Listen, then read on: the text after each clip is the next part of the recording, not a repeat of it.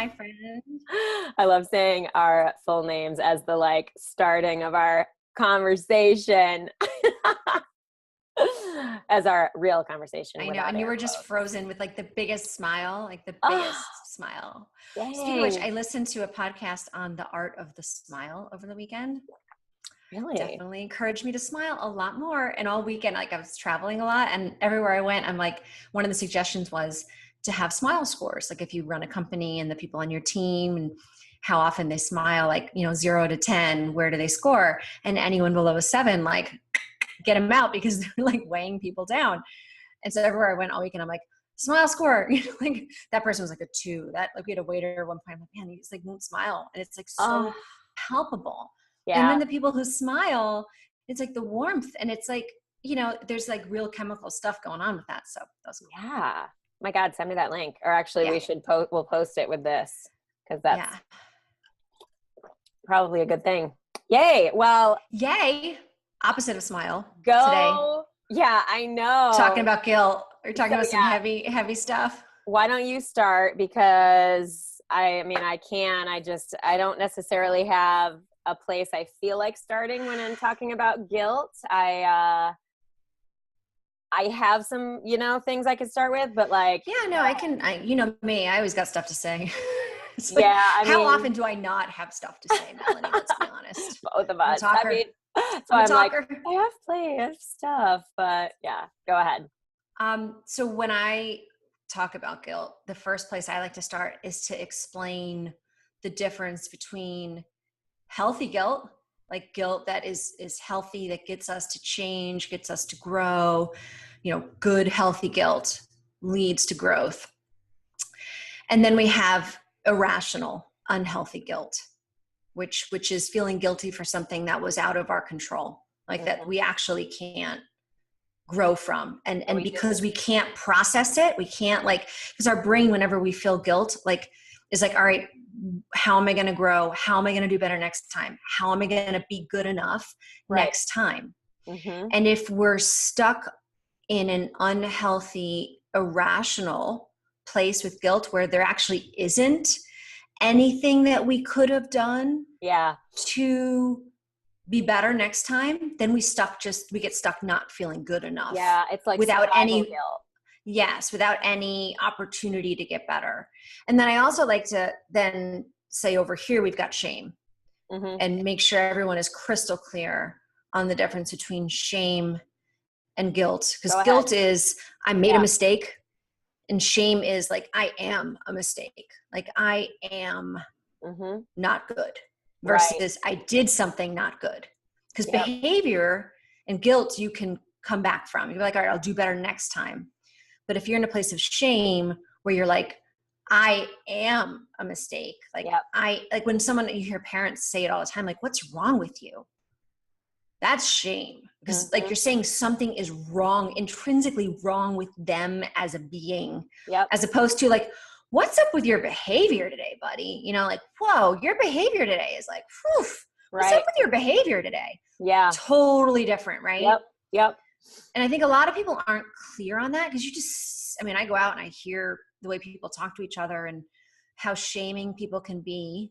Yeah. And we want to not be in a place of shame because shame is just like toxic, nowhere to go from that.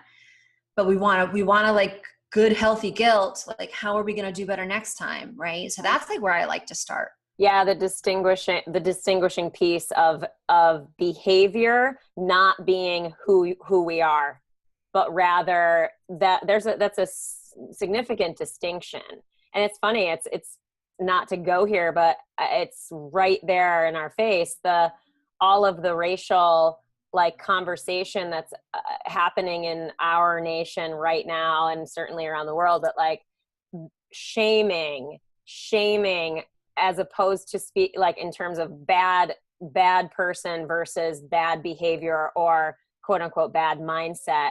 You know what I'm saying? Like definitely there's a distinction if we come from the place of every human being is love and light and simply have been harmed or had some traumatic experience or some influence that leads to the mindsets and stuff that drive behavior that Yeah. Yeah. And I like to say, like, you know, me, I come from this kind of very non-dualistic, you know, place where I try to get away from like the good and the bad, the right and the wrong. I like to Totally. talk about like toxic behavior, you know, Same. like constructive behavior versus destructive behavior, right? Are we Yeah. moving towards making things better, or are we moving towards making things worse, I right? feel like And like you, I feel like every time I say good and bad, I always put them in air quotes for that yeah, exact purpose. Is yeah. that it's because there isn't actually judgment of right and wrong, good and bad.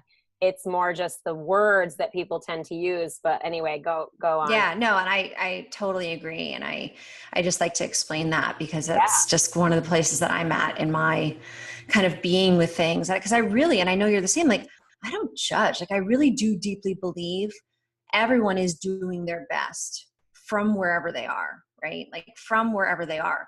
And oftentimes from the outside looking in, it's a shit show. Like it's like really messy. And it is like, and it really seems like they're not doing their best.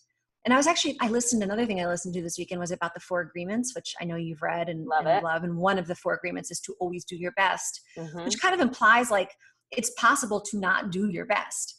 And like in some ways in our consciousness, I do think that we have the capacity to like consciously always do our best as opposed to kind of unconsciously, you know, not be doing our best. And Mm-hmm. so I think it is important for all of us to like be like, no, consciously I'm always going to do my best. Mm-hmm. And we all like are going to really keep striving to be doing our best, be doing better, that kind of thing.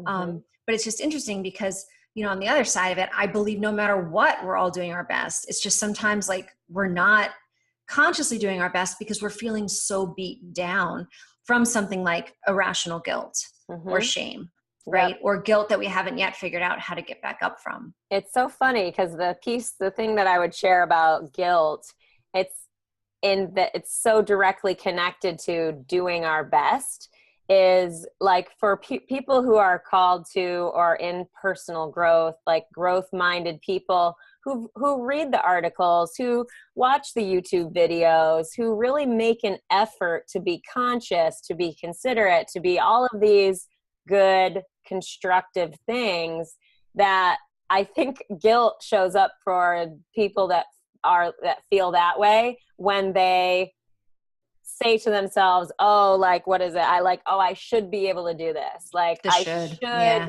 We be should all over able ourselves. to, I should be able to feel better, I know better than to think this way, or whatever it is that personal growth wise, they haven't mastered the skill, or they're having some kind of challenge emotionally or whatever, that there can actually be this weird guilt around that because we've made the effort to learn and grow and we're not masterful yet, that guilt can sort of sneak in.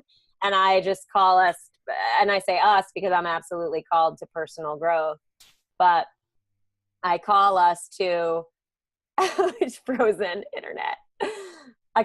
You're frozen. I call us to recognize that and to look for it. And when that guilt comes in, to shift back to really being an accepting and forgiving and loving of our humanness throughout a process, and a desire to be more masterful in emotional skills or whatever it is that we're working on, you know, as opposed to allowing that sort of self-judgment lens to come over and say, you should know how to do this already. You know better than this.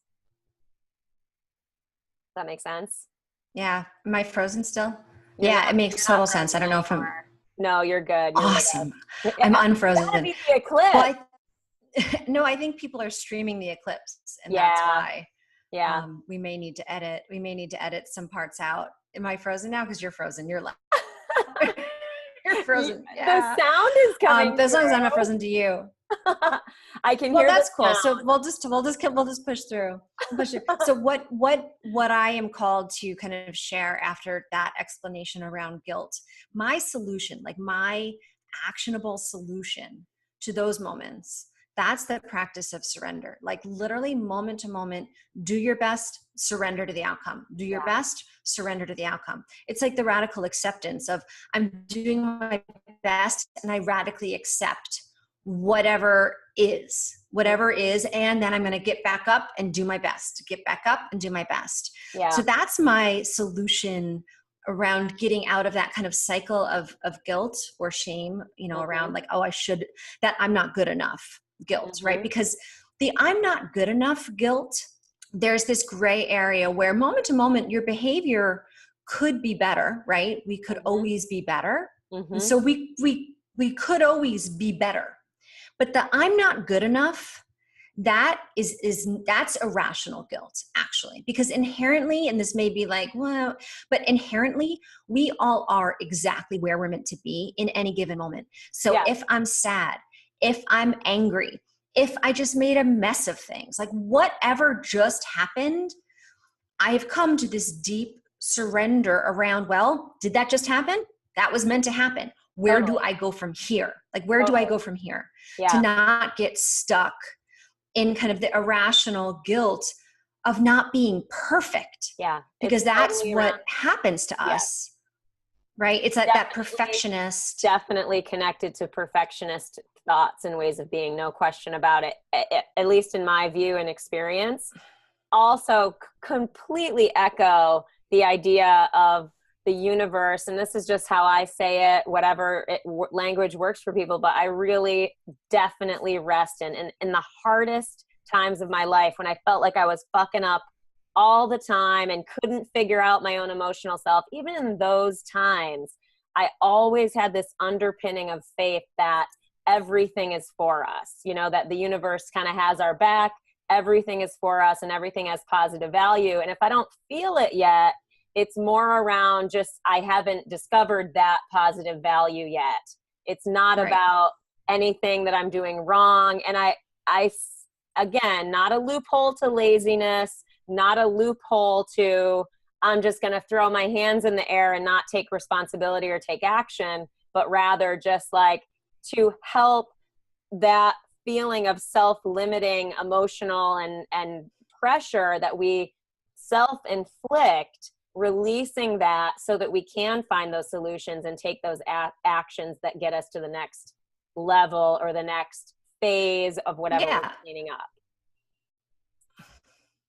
Yeah, because literally guilt, when we're feeling guilt, when we're in that weighed down state of guilt, that impacts our ability to be great, like literally. So we want to, like, the ideal prescription for this is to quickly, like really like a ninja, like evaluate what learning can I take from that thing that just happened.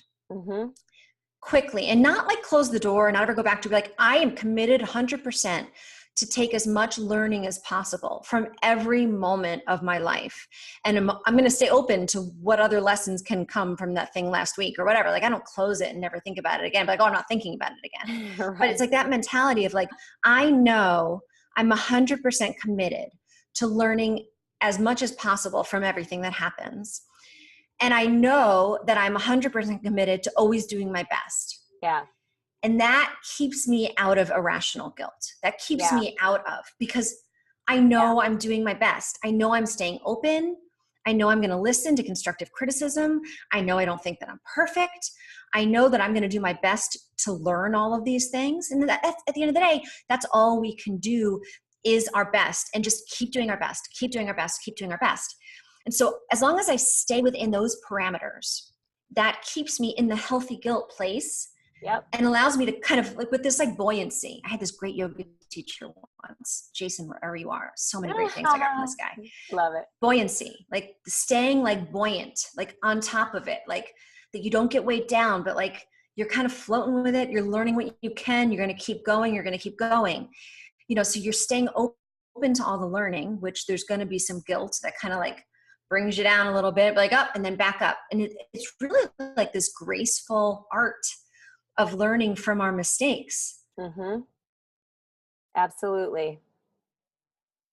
And then bouncing back up, if that makes any sense. It definitely makes sense. Yeah, I like the distinction of healthy guilt versus unhealthy guilt, because it is a directive emotion. Like, it points to something, you know, theoretically, that if we have done something that we don't feel good about that falls outside of our chosen moral code. And I say chosen moral code because everyone chooses their own boundaries and judgments about what is right and wrong for them and the world. That's the thing. Like, that's where we can use guilt to go, okay, this is actually a place where I do want to make a heartfelt apology. I do want to take ownership of this action that I can acknowledge and believe acknowledging is best for, you know, to clean that up, to say, okay, you know what, this is something that I feel bad about. And I'm acknowledging that. And that's telling me that I want to say something and be earnest in my apology and ask for forgiveness as well. And both from ourselves and others, if that's relevant. Yeah. And if you tune into it, you can feel it. Like, a silly example, but this happened, I guess, a couple years now ago. It was my kids' talent show. And it's after school hours. You know, we live up in Westchester. The kids' school is in the city. So we have like an hour drive after school. This freaking talent show went until 9:00. And then it was like a school day the next day. I was like, ah, kill me now. So of course my son was slated as the absolute last person to go in the talent show. So we were there until the end. And I was cranky, which is not my best self, right? Like, I was taking it personally, which we've talked about. And I was like cranky about it. And I went up to kind of the registration table where there were these other moms and parents, I think there was a dad too, that, you know, generously volunteered their time to like run this thing. And I, in my kind of head, made a joke about like, oh, sure, you know, you put the Westchester family last, right? The second it came out of my mouth, I was like, what was that? Like, that was not that's not who I, like, when you talk about the core of what values moral code, I'm like, that's not in alignment with who I strive to be and know that I am, right? Like, I know I am better, again, quote, better than that. And so like, I walked away from the table, and like a minute later when it was like quiet, I went over back and I like squatted down and apologized. I was like, I'm so sorry, you know, that I said that like that. It was like, it came out in this really ungrateful, ungracious way. And I'm so grateful for you being here and volunteering and organizing this. And like, I'm really sorry for my moment of like, you know, ungraciousness and crankiness. And like, then it actually established such a deep friendship with this one particular mom who I'd never even really met before, who was like so sweet and touched that I came and apologized. You know, like, cause it's demonstrating that like, yeah, I'm not perfect. And yeah, I apologize. And I do have deeper awareness and values around this stuff. And it was like a really beautiful thing. It was humbling. I felt like shit. I was like, I'm sorry.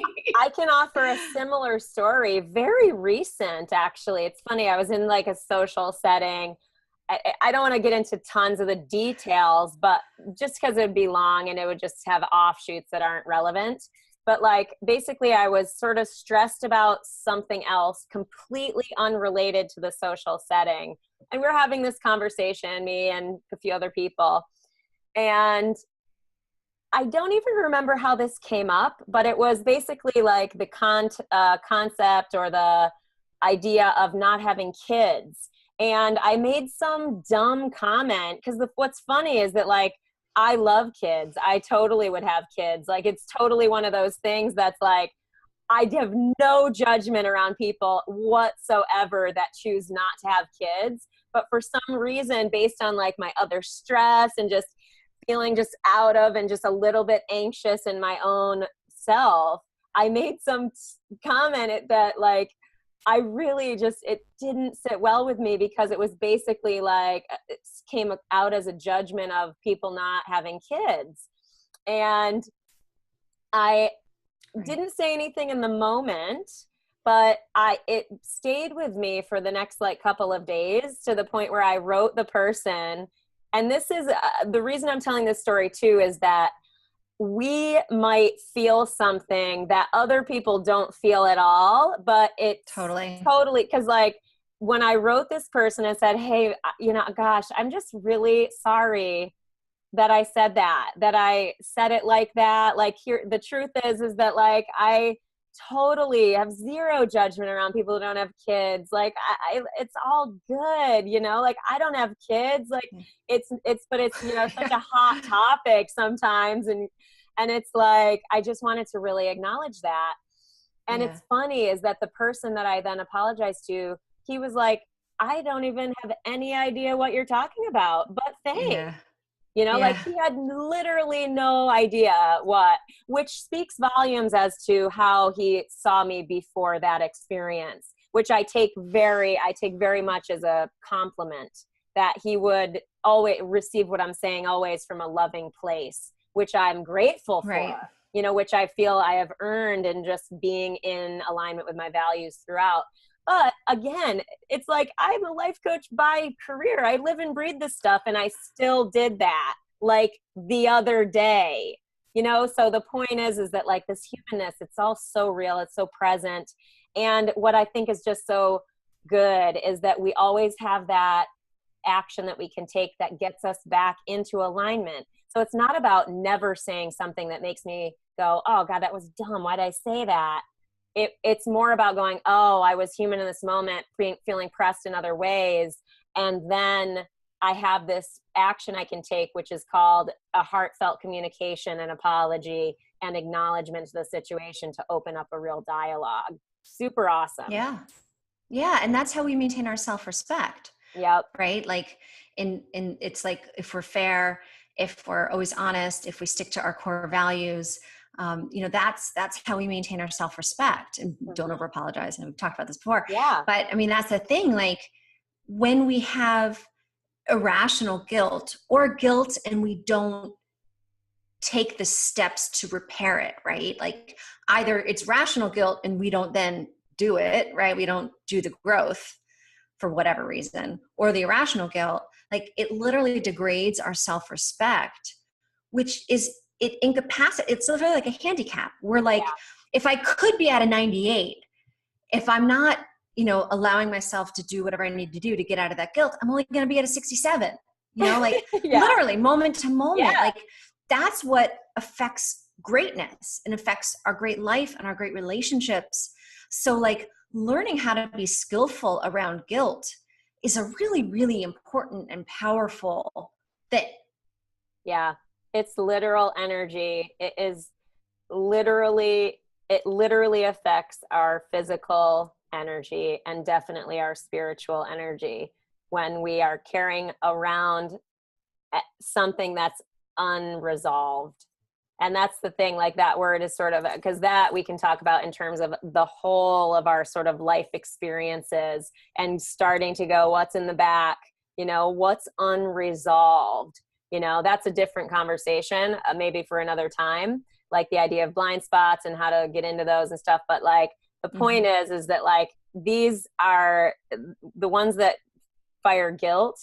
There's easy, quote unquote, ways to resolve things, or, you know, sometimes. And that's cool. Like if we step into them as opposed to turn away from them or put our head in the sand around them, it's just so much. And again, I feel like it just earns respect because nobody is perfect. We all do this kind of stuff.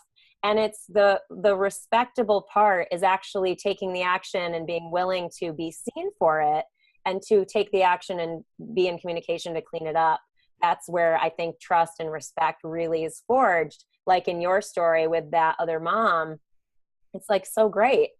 You know, it's an opportunity for you to deepen a connection that you said, I'll take that opportunity. Thank you, life. Thanks. Yeah. Thanks. Yeah. And that's the thing. It's always an opportunity. Like guilt is an opportunity for power. And we need to look at it like that and lean into it, not pull back from it, right? Yeah.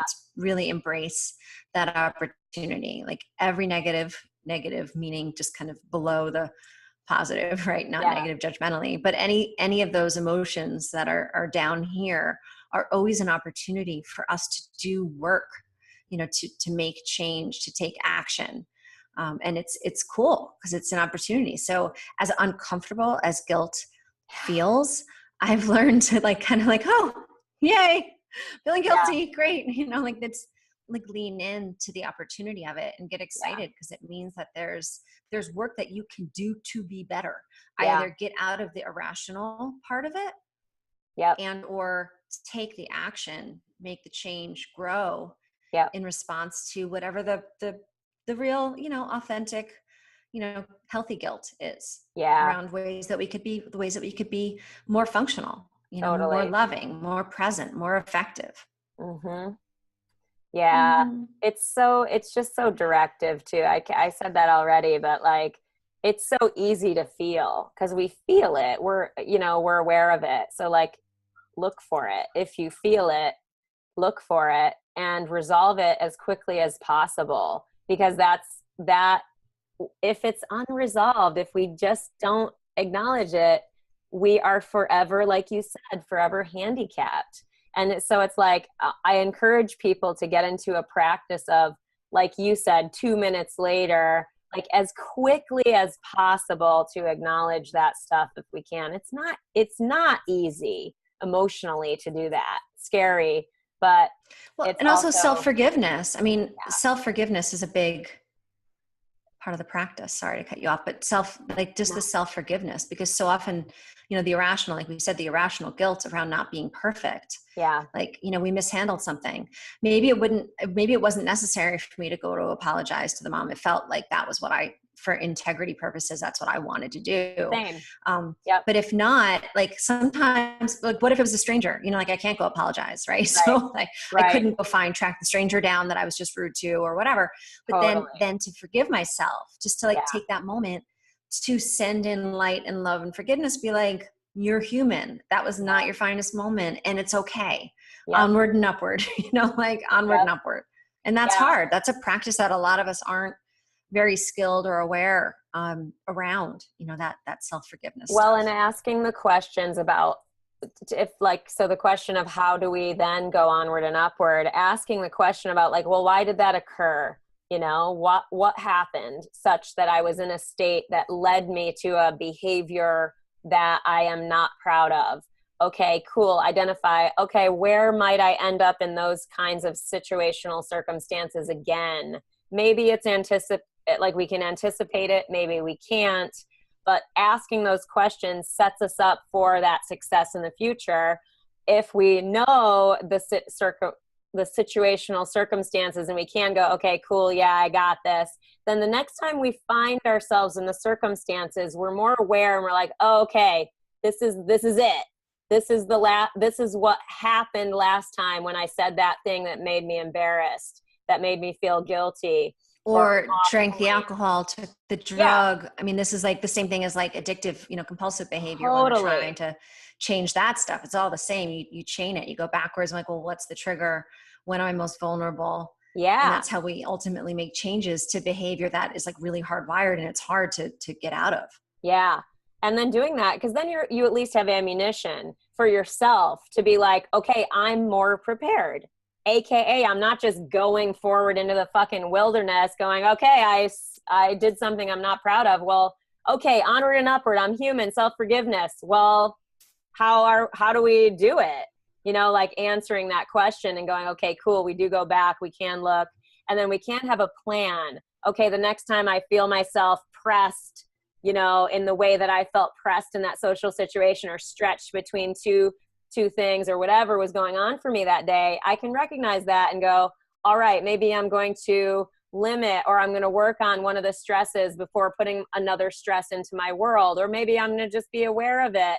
And maybe my plan is to breathe before speaking. My plan is to, I don't know, engage less and listen more.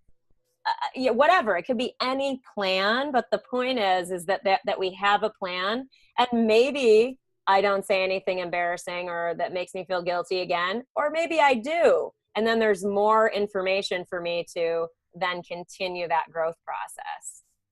Yeah, absolutely. It's like, again, there's always this dialectic of like, holding yourself accountable, being your own kind of toughest critic to make yourself grow, while at the same time forgiving yourself and not weighing yourself down more. It's like finding Totally. that sweet spot where you're holding yourself accountable, taking the action while not, you know, having that toxic self-talk that gets you out of the opportunity to actually be able to rise up from it. So it's like, again, like this buoyancy of like staying up here. Because if you really like beat the shit out of yourself, or you get yourself feeling so ashamed Yep. or so guilty about something that you can't figure out how to be constructive and have a plan for growth, then that's no good.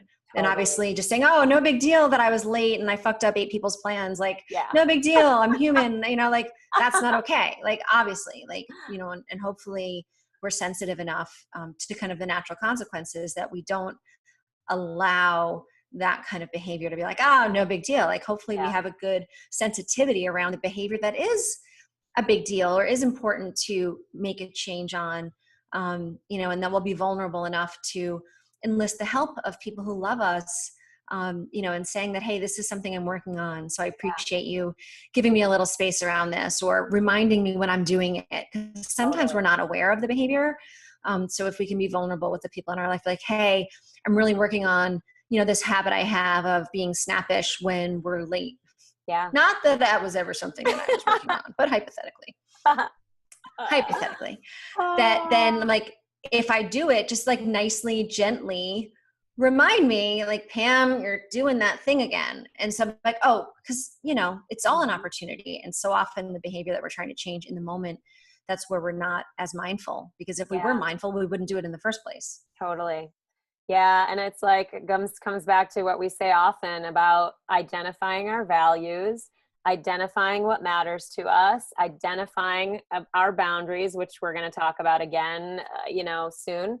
But like the identifying that stuff so that we know what is okay with us and what's not. Like, how do we make those choices? Well, we do the internal inquiry of going, well, what matters to me? What do I think is quality treatment of others, or whatever? Like, again, it's the distinction, once again, of not judging other people, but making judgments that give our life and our behavior and our choices structure that we can live inside of and with, such that they inform our choices and inform when we do things like we're talking about today, or when we're motivated in a positive direction. But those values and boundaries really do inform us. So it's like doing the work to know what those are is, I think, part of this actual skill set also.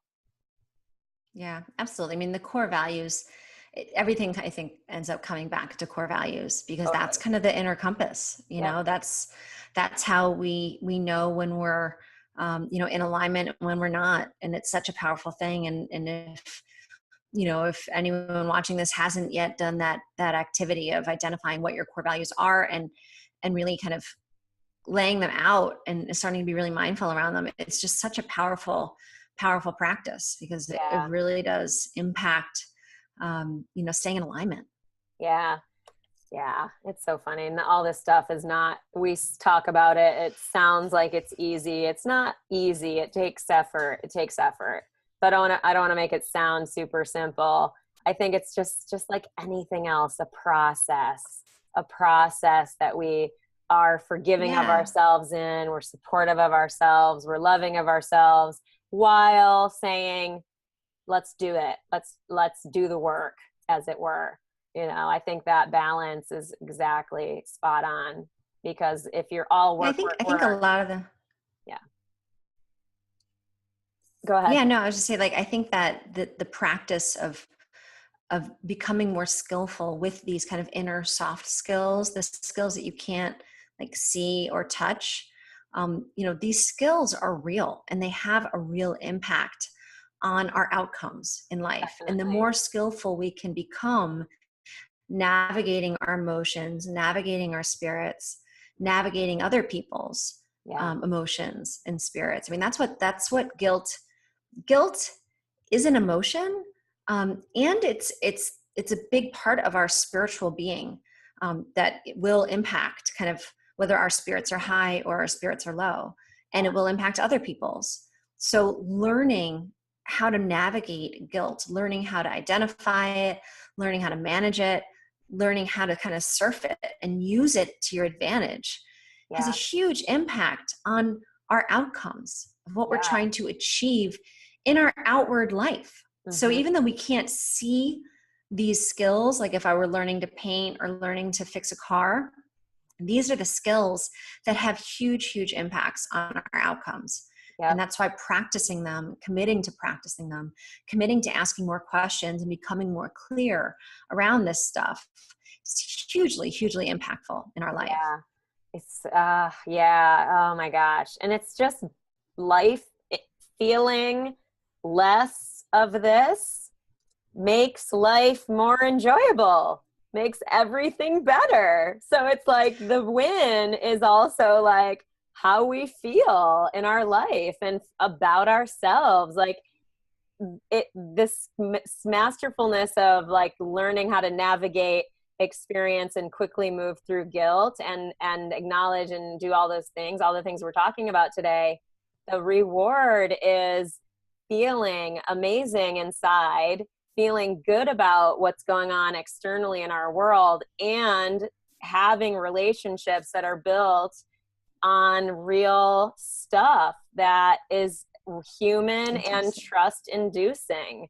That stuff is super, super fucking awesome. Like it's worth it. Yeah. It's worth moving through the uncomfortableness of doing this stuff, because on the other side, it's just the release is beautiful and motivating and empowering and grounding. Super good.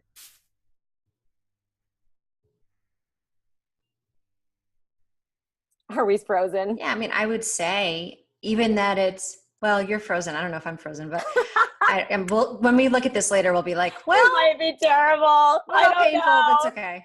It's all right. We can always do a transcript. No, but That's true. I would even We can do say audio. that, like, I would even say that learning this stuff is what enables us to really live, like to really live our life, like Yes. show up with a full heart of love, take risks, go out there and like live life, as opposed to shrinking, as opposed to Yes. being in a place of like triggered fear and not being vulnerable, not Yes. taking big risks, not feeling inspired and creative, right? Like, I Yes. mean, that's what we're talking about. That's the Yes. difference. That's Like when we why really learn. is Yeah. good. Yeah. Yeah. 100%. Yeah. So this stuff is, I love this stuff. I love our conversations. Oh my God, man. It's just all of this stuff layers on itself. I think I listened to an AOC episode, the Art of Charm podcast, my favorite one. I'll probably mention it 8,000 times on this, but they talked about skill stacking.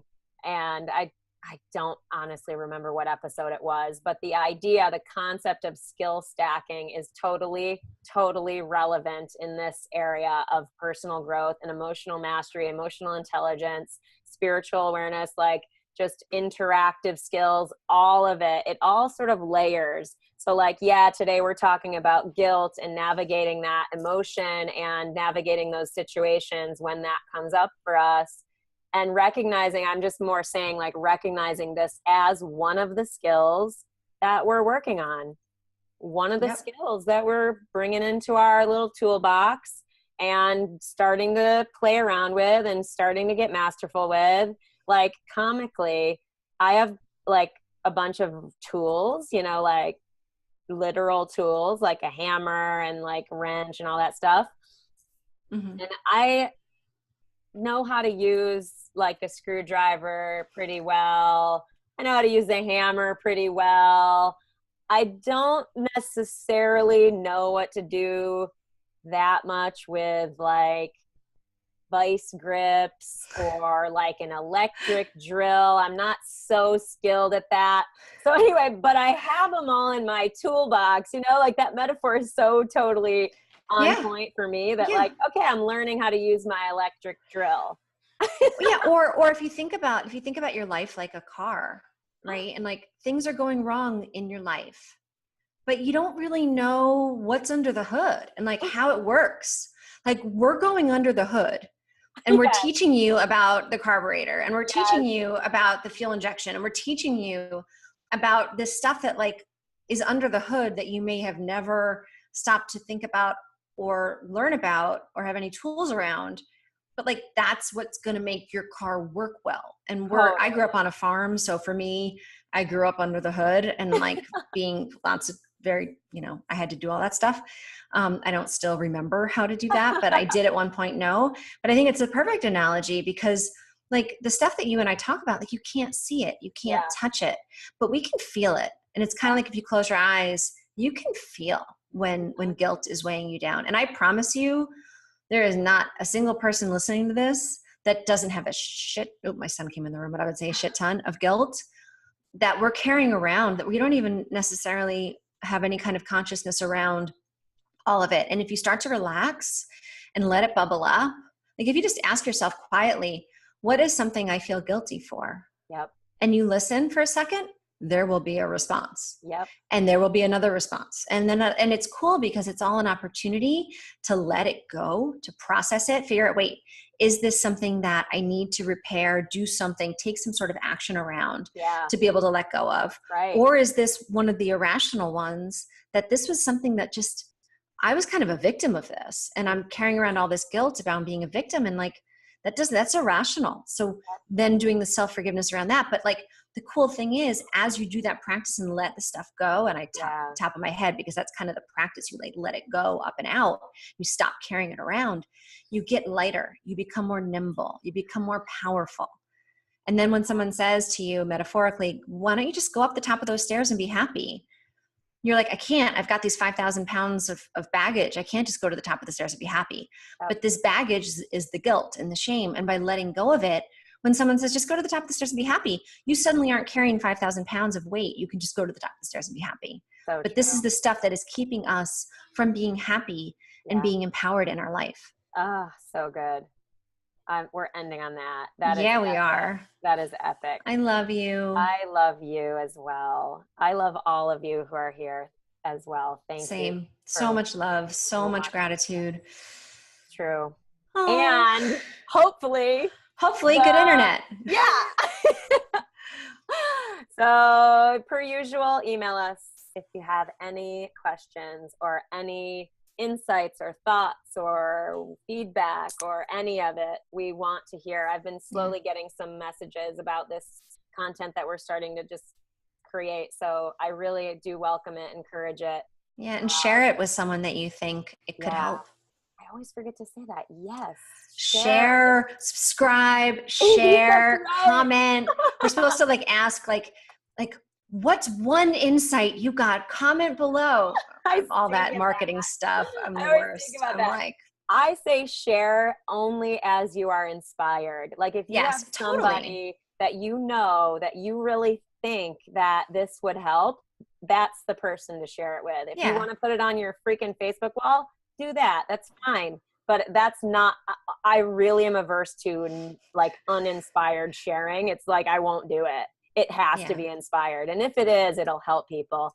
And that's awesome. So yay everyone. Yay us. Yay life. Yay Melanie. MelanieCurtis.com.